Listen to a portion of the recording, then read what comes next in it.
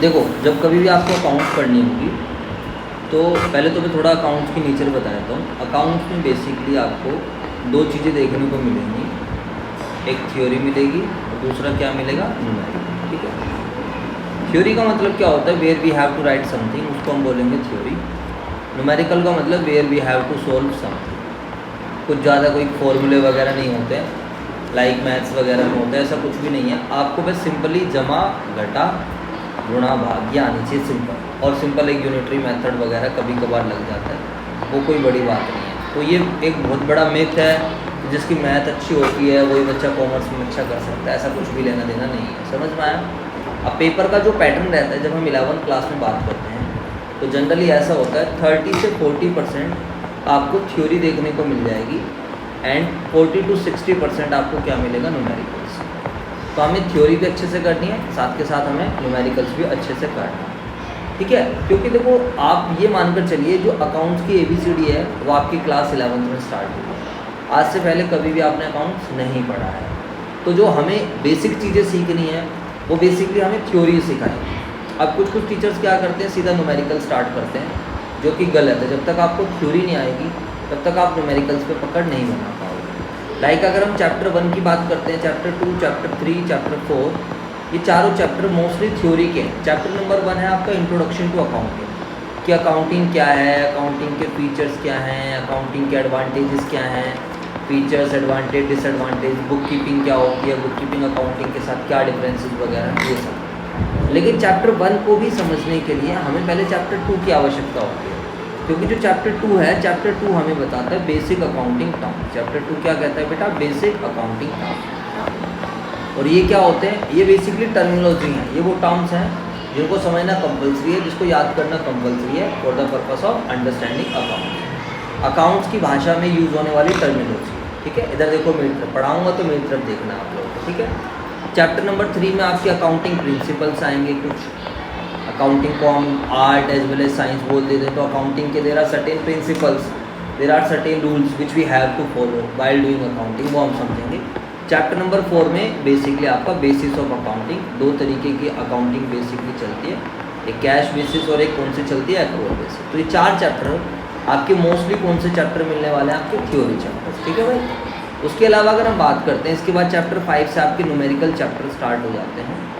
Chapter 5 में आपका accounting equation, 6 में फिर आपका rules of debit and credit, ये सब चीज़ें फिर आपके चैप्टर चलने लगते हैं। ठीक है, तो जब कभी भी आप अकाउंट्स पढ़ोगे तो आपको हमेशा अपने आप को क्या मानकर चलना है, अभी मैं आपको समझाऊंगा। तो जब कभी भी आप अकाउंट्स पढ़ोगे तो आपको हमेशा अपने आप को क्या मानकर चलना है, यू आर ए बिजनेस, आप क्या हो, बिजनेस हो। तो थिंक फ्रॉम, इसलिए आपको किसके पॉइंट ऑफ व्यू से सोचना है बच्चों, think from business point of view, think from business point of view. Like business का जैसे संजय क्लासेस है, तो आप संजय क्लासेस के अकाउंटेंट हो मान लेते हैं, तो आपको संजय क्लासेस के पॉइंट ऑफ व्यू से सोचना है। या आप कहीं पे जॉब करने जा रहे हो, मान लो विशाल मेगा मार्ट में जॉब करने गए, तो आपको विशाल मेगा मार्ट के पॉइंट ऑफ व्यू से सोचना है। रिलायंस में जॉब करने गए तो रिलायंस के। अभी बिजनेस क्या होता है वो सारी चीज़ मैं आपको 1 by 1 समझाने वाला हूँ। तो ये वाली बात जो हमें समझाई गई है, ये बात हमें समझाई गई है business entity concept. Business entity concept कहता है कि बिजनेस अलग है और ओनर अलग है। जैसे मैं आपको एक बात बताऊं तो संजय सर अलग हैं, ध्यान रखना यहाँ पर, मैं और संदीप सर यहाँ पर ओनर हैं संजय क्लासेस में, तो मैं अलग हूँ और ये संजय क्लासेस क्या है, अलग है। समझ में आई बात? नहीं, आपको संजय सर के पॉइंट ऑफ से नहीं सोचना है। मैं संजय सर को शॉर्ट में एस सर लिखेंगे, संदीप सर को SD सर लिखेंगे। ठीक है, you have to think from the business point of view. और ये बात हमें किसने समझाई है, बिजनेस एंटिटी कॉन्सेप्ट, जो कि हम कौन से चैप्टर में पढ़ेंगे, चैप्टर नंबर 3। पर फिर भी मैं यहाँ पर बताकर चलता हूँ। अभी हम लोग जो डिस्कस करेंगे, सबसे पहले हम जो ना चैप्टर नंबर 2 डिस्कस करते हैं। चैप्टर नंबर 2 क्या है, basic accounting terms. Basically basic accounting terms क्या होते हैं, इधर देखो मेरी तरफ, वो टर्म जिनको समझना कंपलसरी है, जिसको याद करना कंपलसरी है for the purpose of understanding accounting. अगर आपको अकाउंट समझनी है तो पहले क्या समझना पड़ेगा, बेसिक अकाउंटिंग टर्म। कोई भी व्यक्ति अकाउंट्स नहीं सीख सकता जब तक वो क्या ना सीखे, basic account. Basic accounting terms accounts में यूज़ होने वाली टर्मिनोलॉजीज हैं, बेसिकली टर्म्स हैं। अगर मैं आपको एक बात बोलूँ तो accounting is a language of business, ये बात आप धीरे धीरे समझोगे। जैसे हिंदी एक भाषा है, इंग्लिश एक भाषा है, उसी तरीके से अकाउंटिंग भी मेरे दोस्तों क्या है, एक लैंग्वेज है। बट अकाउंटिंग किस चीज़ की लैंग्वेज है? बिजनेस की। लाइक बिजनेस में क्या आ रहा है, बिजनेस में क्या जा रहा है, क्या खरीदा, कितने एक्सपेंस हुए, कितने इनकम हुए, इसका जो सारा रिकॉर्ड जो मेंटेन होता है ना, that is to be maintain through the accounting. अब मान लीजिए मैं ये आपको बोलूँ यार आजकल बिजनेस की फाइनेंशियल पोजीशन थोड़ी ठीक नहीं है, डेटर्स डे बाय डे बढ़ते जा रहे हैं और पता चला है most of the debtors are insolvent, they are not able to pay and creditors are also demanding their money, liabilities are also increasing day by day. तो ओवरऑल हमारी फाइनेंशियल पोजीशन ठीक ठाक नहीं है, चांसेस हैं कि बैड डेट्स काफ़ी ज़्यादा हो सकते हैं और बैड डेट्स रिकवरी की वैसे भी कुछ चांस होते नहीं हैं अगर एक बार बैड डेट्स हो जाए तो। ओनर कैपिटल अपनी डे बाय डे कम करता जा रहा है और पिछले सालों से हम कंटिन्यूसली लॉसेस में चल रहे हैं। तो आपको जो मैंने भी ये सेंटेंसेस बोले या जो पैराग्राफ बोला, इसमें कुछ कुछ समझ में आया। जैसे दो लॉयर आपस में बात करेंगे, you will not able to understand कि वो क्या बात कर रहे हैं। वो हो सकता है किसी सेक्शन में बात करें, दो चार्टर्ड अकाउंटेंट्स बात कर रहे हैं, या फिर दो इंजीनियर्स मान लीजिए बात कर रहे हैं। वहीं अगर अभी आप साइंस में पढ़ रहे हो तो फिजिक्स पढ़ते, तो इलेक्ट्रॉन, प्रोटॉन, न्यूट्रॉन, ये सब चीज़ें पढ़ते। अब हमारी तो समझ से बाहर हैं इन तीनों में क्या डिफरेंस है, आई बात समझ में नहीं। और भी अंदर चले जाओ, वहीं आप केमिस्ट्री में जाते, बायोलॉजी में आप चले जाते, तो मतलब काफ़ी सारी चीज़ें रहती हैं। तो यहाँ पर आपको अकाउंट्स में you have to learn, you have to understand what are the terms, what are the terminologies which we will use. समझ में आई बात है जी? जैसे हमने बचपन में हिंदी सीखने के लिए हमने क्या सीखा था बचपन में, बताओ? ए आ, ये सब सीखा था ना, ए आ ई ऊ वगैरह, का खा गा घा डा, ये सब सीखा था हम लोगों ने। इंग्लिश हमने बाद में सीखी है, आज हम इंग्लिश रीड कर पाते हैं क्योंकि हमने बचपन में टाइम लगाया था क्या सीखने में, ABCD। बहुत सारे जब बच्चे आते हैं उन्हें ABCD नहीं पता है, हम उनको सिखाते हैं, वो तो छोटे जो बच्चे बैठे हुए हैं, तो दैट इज़ उनका बचपन स्टार्ट होगा। मैथ्स में आप लोगों ने क्या सीखा, 1 2 3 वगैरह वगैरह। बाद में कहीं जाकर आप A+B का होल स्क्वायर, 10A + 10B, ये सब चीज़ें आप लोग सीख रहे हो, 11th में वो सीखोगे। तो उसी तरीके से आपको थोड़ी पेशेंस रखनी पड़ेगी, आपका अकाउंट्स का बचपन आज से स्टार्ट होगा। तो मैं कम से कम इस वाले चैप्टर में 3 क्लासेस तो हमारी कम से कम लग जाती हैं। अगर ये चैप्टर आपको अच्छे से नहीं आता है तो कहीं ना कहीं आपको क्या होगी, थोड़ी प्रॉब्लम हो जाएगी। समझ में आया? तो कोई आपसे पूछे बेसिक अकाउंटिंग टर्म्स का मतलब, तो आप क्या बताओगे? ये वो टर्म्स हैं जिनको सीखना कंपलसरी है, जिनको याद करना कंपलसरी है for the purpose of understanding account. Account सीखनी है तो पहले क्या सीखना पड़ेगा, बेसिक अकाउंटिंग। जैसे हिंदी सीखनी तो आ सीखना पड़ा, उसी तरीके से अकाउंट्स के लिए। समझ में आई बात नहीं? अब हम 1 बाय 1 एक एक चीज़ को एक्सप्लेन करेंगे। सर एक बात बता दो, कौन से ऐसे टर्म्स हैं जो हमें सीखने हैं, कितने टर्म्स हैं? ऐसे काफ़ी सारे टर्म्स हैं, अराउंड 50 के आसपास टर्म्स मिल जाएंगे जो हम अकाउंट्स की लैंग्वेज में समझेंगे। इधर देखो, फॉर एग्जांपल गुड्स, सर्विसेज, कोई बात नहीं हंस लो तुम। गुड्स क्या है, सर्विसेज क्या है, एसेट्स क्या है, capital, liabilities, expense, loss, debtors, solvent, insolvent, bad debts, balance sheet, profit and loss account, owner, creditor, debtor, sales, purchase returns, discount allowed, discount receive. तो ये टर्म्स हैं जो हम क्या करेंगे, समझो बहुत आसान है। इसमें कोई सीरियल वाइज का सिस्टम नहीं है कि A to Z चलना है तो भैया A से लेके Z तक जाओ, सेम टू सेम याद करना होता है, ऐसा नहीं है। हाँ, थोड़ा एक फ्लो में समझते तो अच्छा लगता है, मज़ा आता है। तो मैं 1 बाय 1 एक एक टर्म्स को आपको समझाऊँगा, तो आपको फिर अच्छा लगेगा कि हमने कुछ सीखा। ठीक है बच्चों?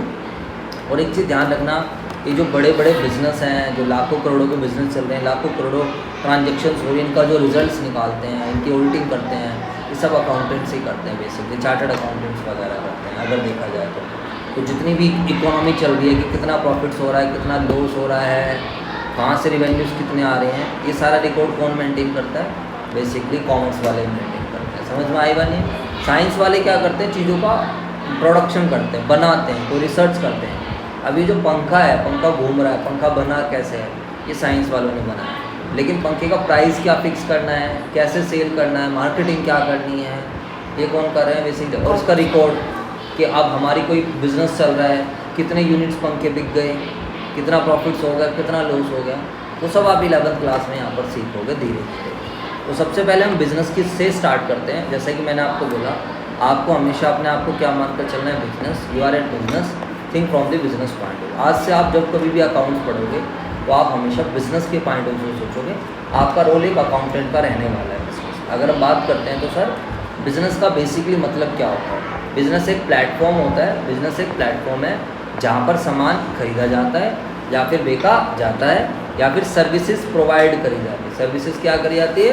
प्रोवाइड, रेगुलर बेसिस पर, for the purpose of earning profit. तो प्रॉफिट कमाने के लिए किया जाने वाला काम या धंधा जहाँ सामान बेचा जाए या फिर सर्विसेज दी जाए, उसको हम क्या बोलते हैं? बिजनेस। इधर देखो, अब यहाँ पर दो बातें आई हैं, एक गुड्स आया है और एक क्या है? सर्विस। इसको मैं अभी आपको तसल्ली से समझाता हूँ। देखो for example, what I am doing, I am rendering you the services, I am not selling you anything, but the ma'am is doing, she is rendering her services, like हम टीचिंग सर्विसेज पर। तो क्या Sanjay classes एक business है? Yes, Sanjay classes is a business. Why? Because we are rendering the services. हम आपको services को बोलते हैं सेवाएं। हम आपको सेवाएं प्रोवाइड करा रहे हैं, हम आपको रोज़ रेगुलर बेसिस पे पढ़ा रहे हैं। वाई? क्यों पढ़ा रहे हैं? For the purpose of earning profit. तो प्रॉफिट कमाने के लिए किया जाने वाला काम या धंधा जिसमें सामान बेचा जाए या फिर क्या दी जाए? सर्विसेज। अब नीचे जो जनरल स्टोर है, मान लेते हैं XYZ जनरल स्टोर है, तो वो क्या कर रहे हैं? डेली बेसिस पे क्या कर रहे हैं? दे आर सेलिंग सामान, दे आर सेलिंग गुड्स। उसको वो जो सामान रहता है ना, जो फिजिकल आइटम्स रहता है, विच can be touch, which can be seen, which have physical existence, उस फिजिकल आइटम्स को बेटा हम क्या बोलते हैं? गुड्स। तो हर एक दुकान में वो जो सारा सामान भरा पड़ा हुआ है, वो सामान जो उन्होंने खरीदा हुआ है, किस लिए खरीदा हुआ है? आगे बेचने के लिए। उसको बेसिकली हम क्या बोलते हैं? गुड्स बोलते हैं। तो गुड्स वो फिजिकल आइटम्स होते हैं, which can be touch, which can be seen, which have physical existence, which are purchase for the purpose of resale. तो आपका बिजनेस या तो गुड्स का मिलने वाला है या किसका मिलने वाला है? सर्विस। अब बार बार सैलून की शॉप पे चले जाओ तो सैलून वाले they are not selling you the goods, but they are doing, they are rendering the services. Cutting, massage, जो भी है आप जाओगे, ब्यूटी पार्लर चले जाओ तो they are rendering you the services. समझ में आया नहीं है? Yes, sir. तो उसको हमने बिजनेस बोलते हैं। तो बिजनेस एक ऐसा जरिया है, बिजनेस एक ऐसा माध्यम है जिसमें सामान का खरीदा और बेचा जाता है और सर्विसेज क्या करी जाती है? प्रोवाइड करी जाती है रेगुलर बेसिस पर, for the purpose of earning profit. अब मान लो मेरा चेयर बेचने का बिजनेस हो जाए, जैसे हमारा चेयर्स का है, मान लो मैंने फर्नीचर की शॉप खोल ली और मैं चेयर्स बेच रहा हूँ, तो फिर मेरा बिजनेस बन जाएगा। अब मान लीजिए आपके घर में एक टीवी रखा हुआ है, आपने टीवी बेच दिया, आपका टीवी अच्छा नहीं चल रहा था, आपने कबाड़ी वाले को बेच दिया, तो बताओ क्या वो बिजनेस बन जाएगा? No, that is not considered business. क्यों? क्योंकि आप उस काम को रेगुलर बेसिस पर नहीं कर रहे। वो जो काम होना चाहिए, that work should be done on a regular basis. समझ में आई बात? तो रेगुलर बेसिस पर किया जाने वाला काम या धंधा जिसमें सामान बेचा जाए या फिर सर्विसेज दी जाए, उसको क्या बोलते हैं? बिजनेस बोलते हैं। बिजनेस बहुत बढ़िया चीज़ है। और आजकल का जो टाइम चल रहा है, आज के टाइम जो स्टार्टअप्स वर्ड आप लोगों ने सुना होगा, स्टार्टअप, आजकल हर एक अपना स्टार्टअप लेके आ रहे हैं। तो स्टार्टअप भी एक तरीके का बिजनेस ही होता है। जो आपको बिजनेस जो चीज़ें दिला सकता है, वो कभी कोई जॉब या कोई भी चीज़ नहीं दिला सकती। तो मतलब आप कॉमर्स ले रहे हो तो आप इस पॉइंट ऑफ व्यू से भी स्टडीज़ कर सकते हो कि मुझे कल को फ्यूचर में अपनी स्टडीज़ कंप्लीट करके मुझे क्या करना है? एक अपना अच्छा सा बिजनेस करना है। समझ में आई बात है नहीं? तो सर अगर हम बिज़नेस की बात करते हैं, ये चीज़ क्लियर हो गई है। अब एक ओनर रहता है। अब देखो ओनर का मैं तुम्हें आइडिया है, ऐसी बात नहीं है कि तुम्हें बिल्कुल भी आइडिया नहीं है। अगर मैं आपसे पूछूं हु इज़ ओनर, ओनर का क्या मतलब होगा तो बताइए। जो भी किसी बिजनेस की कंपनी को ओन करता है। ठीक है, और बताओ, आप बताओ। कोई भी चीज़ ओन करता है, ओन करने किसी मतलब? भी चीज़ को ओन करने वाला होता है। अच्छा, ओनर को वैसे हम हिंदी में बोलते हैं मालिक बोलते हैं। अब अगर हम इसको बिज़नेस के सेंस में बात करें तो ओनर का मतलब वो व्यक्ति जो बिज़नेस के अंदर क्या करता है? पैसा लगाता है। ओनर का मतलब वो व्यक्ति जो बिज़नेस में पैसा लगाता है, जो बिज़नेस का रिस्क उठाता है और जिसे बिज़नेस के क्या मिलने होते हैं? प्रॉफिट और लॉस। देखो हमारे घर वाले क्यों नहीं हमें बिज़नेस करने देते हैं, उसका रीज़न ये है, बिज़नेस करने के लिए क्या करना लगता है? पैसा। उनकी थॉट प्रोसेस उतनी नहीं बनी होती है। वो सोचते नहीं तुम पढ़ाई करो, अब कोई भी अच्छा सा बिज़नेस करना है तो आपको उसमें कम से कम 5 लाख 2 लाख, चलो मोटा मोटा कम से भी शुरू हो सकता है, बट फिर भी पैसा तो लगता ही है। और पैसे को चलो एक बार लगा भी दे, रिस्क रहता है। रिस्क का क्या मतलब है यार कि कोई ज़रूरी नहीं है कि बिज़नेस चलेगा ही चलेगा। There is a risk. हमेशा क्या रहता है कि यार कुछ ना कुछ रिस्क बना रहता है। हो सकता है आपके पास कस्टमर आए, हो सकता है आपके पास कस्टमर ना आए। यहाँ पर कोई फिक्स रिटर्न नहीं है। अब हो सकता है चलने को तो बिजनेस बहुत अच्छा चल जाए, आपकी ग्रोथ बहुत बढ़िया हो जाए। रिस्क का बेसिकली मतलब होता है अनसर्टेनिटी। जहाँ पर सर्टेनिटी रहेगी वहाँ पर रिस्क नहीं रहेगा। जैसे कि आपकी गवर्नमेंट जॉब लग गई, आपकी सर्टेनिटी है, आपको हर महीने पैसे आते रहेंगे, रिस्क ही नहीं है, तो नो रिस्क बोला है। हमारे घर वाले क्यों गवर्नमेंट जॉब के लिए फोकस करते हैं कि यार हमारा रिस्क क्या हो जाए, कम हो जाए। बट पैसे वही वाली नहीं बात है, लगेंगे। हाँ पैसे नहीं। अब आपने एक डायलॉग सुना होगा, रिस्क है तो इश्क है, यानी कि रिस्क है तभी प्रॉफिट है। अब जॉब में हमारी ग्रोथ भी क्या है बताओ, जरूरी थोड़ी है कि हम बहुत अच्छे लेवल पे पहुंच जाएंगे, एक फिक्स रिटर्न मिलती है। लेकिन बिजनेस अगर आपका अच्छा चल जाता है तो बिजनेस आपको बहुत अच्छे लेवल तक लेके जा सकता है। अब ये रिस्क लेना हर किसी के बस की बात नहीं है। जैसे आज आप यहाँ आप बैठे हो तो मैं अभी आपको 2 बच्चों को पढ़ा रहा हूँ, हो सकता है कि पूरे साल 2 ही बच्चे रहें और हो सकता है 50 बच्चे भी हो जाएं, तो ये एक मोटा मोटा रिस्क ही तो है। मान लो एक सेशन इस साल हमारे पास एक बच्चा भी नहीं है, कोविड-19 आया। कोविड-19 सारे कोचिंग वालों के लिए क्या था, रिस्क था। काम जरा सा भी नहीं आया, खर्चे चलते रहे, कंटिन्यूस क्या होता रहा, लॉस होता रहा। आई बात समझ या नहीं? अब हो सकता है कि भाई 50 बच्चे भी हो जाएं, 100 बच्चे भी हो जाएं, 500 बच्चे भी हो जाएं, तो ये रिस्क लेना हर किसी के बस की बात नहीं। और रिस्क कौन लेता है, ओनर लेता है। ओनर कौन होता है, जो बिजनेस को चला रहा है, जो बिजनेस के रिस्क को उठा रहा है। अब आपको ना, मेरी आदत क्या है, मैं आपको आसपास इमेजिनेशन कराता रहता हूँ। अब आपको सोचना है, संजय क्लासेस एक बिजनेस है। अब संजय क्लासेस के ओनर कौन है बताओ, वो are the owner, Sanjay sir और संदीप सर, हम दोनों ओनर हैं।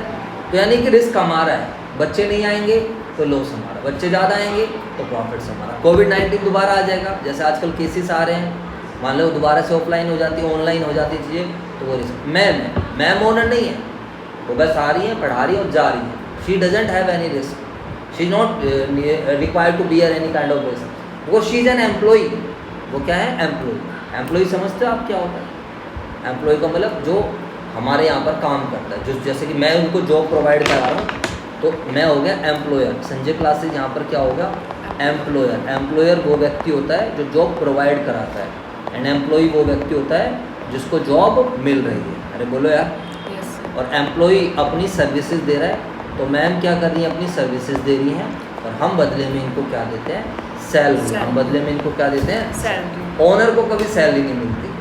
आपको लगता है कि मुझे कोई संजय क्लासेस सैलरी देता होगा, नहीं। हमारा क्या होता है, प्रॉफिट्स होता है। ज़्यादा बच्चे आएंगे तो हमें प्रॉफिट्स होएगा, नहीं आएंगे तो वो कैसे होगा, सब समझो। तो कोई आपसे पूछा भी ओनर क्या होता है, तो ओनर को आप बोल देना कि भाई वो व्यक्ति जो बिजनेस में क्या करता है, पैसा लगाता है, जो बिजनेस के रिस्क उठाता है, और जिसे बिजनेस का क्या मिलना होता है, प्रॉफिट और लॉस।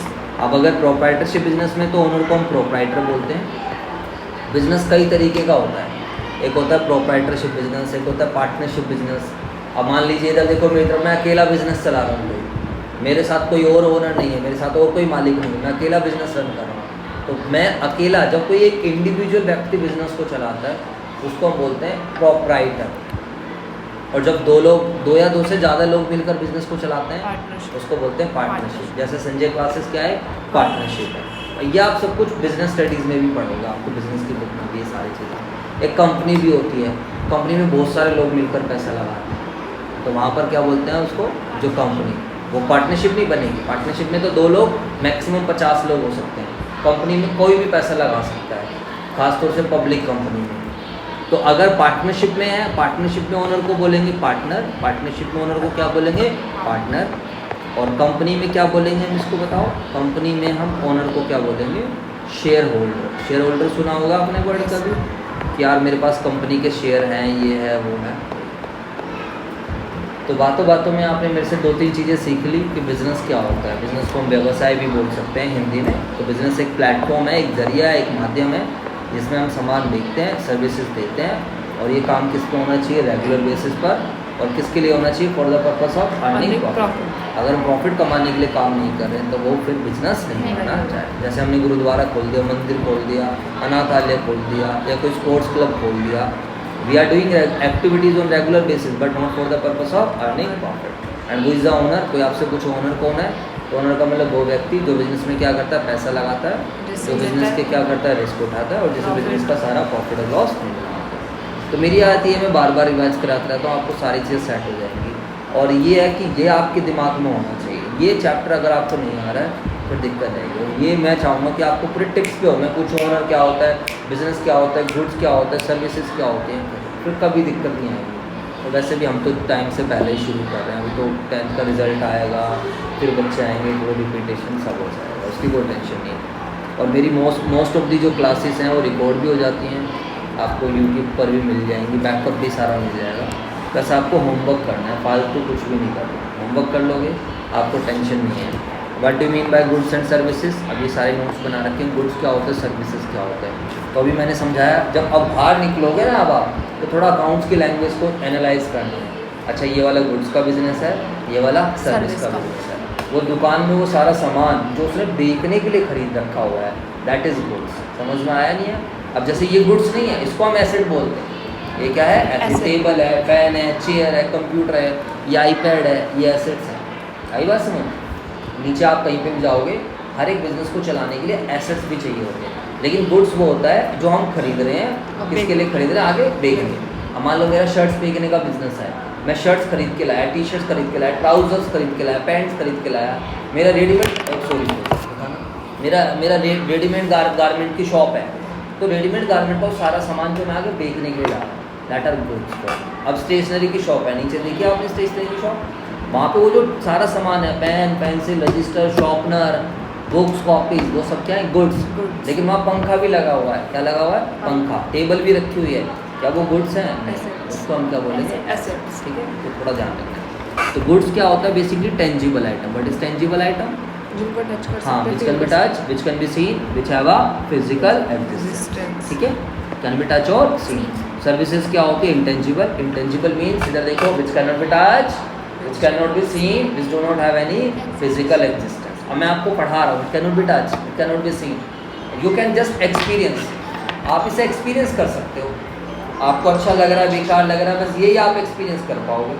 अगर आपको अच्छा लगेगा तो आप दोबारा आओगे, अपने दोस्तों को ही बताओगे, दैट इज सर्विस। समझ में आया? Yes, एक sir. Lawyer, doctor, chartered accountant, engineer, barber, ये सब क्या करते हैं? अपनी service. Service provide an experience to the service receiver. तो मैं सर्विस प्रोवाइडर हूँ, आप क्या हो? Service receiver. और गुड्स हम किस लिए खरीदते हैं? आगे बेचने के लिए या फिर तैयार माल बनाने के लिए। गुड्स हम इसलिए भी खरीद सकते हैं फॉर मेकिंग फिनिश प्रोडक्ट्स। एक होता है ना गुड्स में रॉ मटेरियल भी होता है, रॉ मटेरियल को भी हम गुड्स बोलते हैं। रॉ मटेरियल का मतलब कच्चा माल। कच्चा माल का मतलब क्या होता है? जो मैन्युफैक्चर, जो अब मान लो मुझे शर्ट्स बनानी है, शर्ट्स बनाने के लिए मैं क्या खरीद के लाया? फैब्रिक। हाँ, फैब्रिक या बटन खरीद के लाया, स्टिचेज धागे वगैरह लेके आया, तो वो सब रॉ मटेरियल है, तो वो भी मेरे लिए क्या माने जाएंगे? गुड्स माने जाएंगे। तो goods are purchase for the purpose of resale और to make the finish product. ठीक है, service provide an experience to the service receiver. Goods can be separated from the seller. बिल्कुल। अब बताओ, आप दुकान पे गए, भैया एक रजिस्टर दे दो, तो आपने ये रजिस्टर खरीदा, अरे बोलो यार, यस सर, आपने उनको पैसे दिए, Yes, sir. रजिस्टर लेके आ गए, Yes, तो क्या हो गया? बिल्कुल अलग है। तो goods can be separated. Goods को आप अलग कर सकते हो। किससे अलग कर सकते हो? Owner सेलर से। से। ऑनर से नहीं, ऑनर Sorry, तो अलग चीज़ है। sorry. ऑनर ने तो पैसा लगा दिया, बिजनेस मैनेज कर रहा है, आप कह सकते हो, बट हमें ऑनर के साइंस में बात नहीं करनी, सेलर। हमें हमेशा बिजनेस के पॉइंट ऑफ व्यू से सोचना है। तो goods can be separated from the seller, यानी कि जो भी सेलर है। और services can never be separated from service provider. Yes. अब मैं आपको पढ़ा रहा हूँ, क्या आप मेरे से कुछ छीन के ले जाओगे आज? नहीं। और नए बच्चे आएंगे, मैं उनको फिर पढ़ाऊँगा, पहले पिछले कितने सालों से पढ़ा रहा हूँ, बोलो हाँ है ना? Yes sir. तो goods services can not be separated from the seller. यहाँ पर सेलर की जगह कौन सा वर्ड आएगा? Service provider. सर्विसेज के लिए हम कभी भी सेलर वर्ड यूज़ नहीं करते। We use the word seller for goods. Vary from business to business. बिल्कुल, वेरी का मतलब होता है अलग होना। हर बिजनेस के लिए गुड्स क्या है? अलग अलग होती है।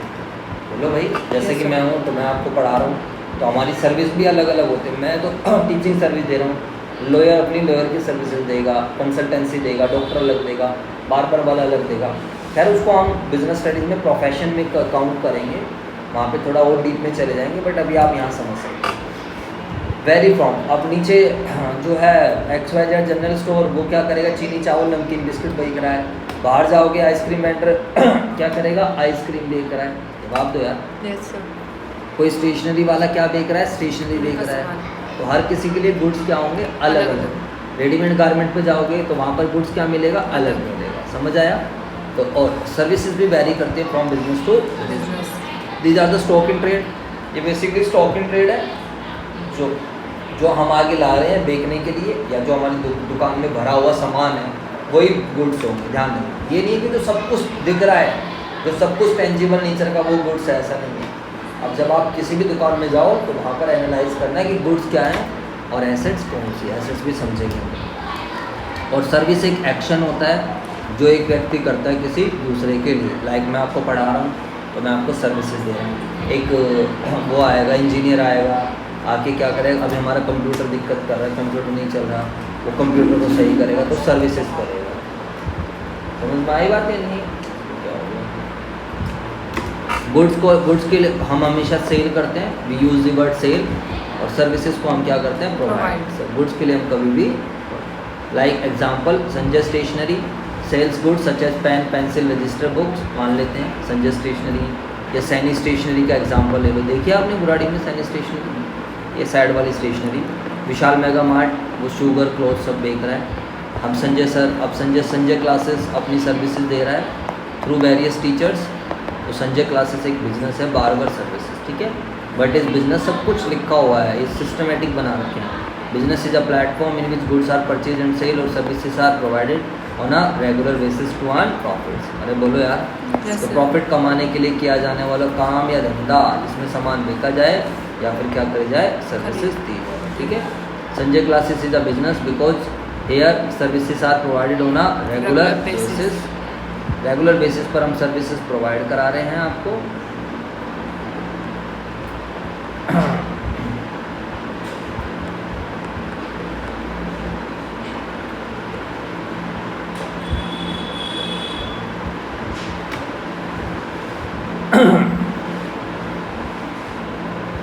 For the purpose of earning profit वो होगा।